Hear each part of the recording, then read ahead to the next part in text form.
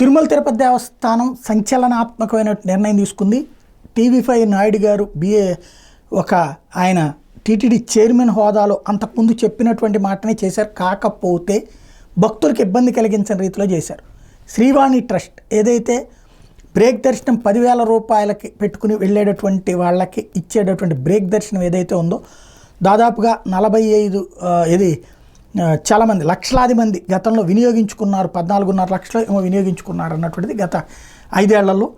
ఆ శ్రీవాణి ట్రస్ట్ని రద్దు చేస్తూ తిరుమల తిరుపతి పాలక మండలి నిర్ణయం తీసుకుంది. అయితే ట్రస్ట్ కాకుండా ఇకపైన ఆ 10,000 రూపాయల టికెట్ అమౌంట్ నేరుగా తిరుమల తిరుపతి దేవస్థానం మెయిన్ ఖాతాలోకే చేర్చాలన్నట్టు నిర్ణయం తీసుకున్నారు. తిరుమలలో రాజకీయాలు మాట్లాడడం మీద నిషేధం విధించారు. తిరుమలలో అతిథి గృహాలకు సొంత పేర్లు పెట్టద్దన్నటువంటి నిర్ణయం తీసుకున్నారు. సర్వదర్శనం భక్తులకు 2-3 గంటల్లోనే దర్శనం అయ్యేందుకు ఏర్పాట్లు చేయాలని నిర్ణయించారు. తిరుమలలో విశాఖ శారదాపీఠానికి ఇచ్చినటువంటి లీజుని రద్దు చేస్తూ నిర్ణయం తీసుకున్నారు. శారదాపీఠం భవనాన్ని స్వాధీనం చేసుకోవాలని తిరుమల తిరుపతి దేవస్థానం నిర్ణయించుకుంది. టీటీడీలో అన్యమత ఉద్యోగుల సేవలకి కూడా ఇకపైన చెక్ పెట్టాలని నిర్ణయించింది.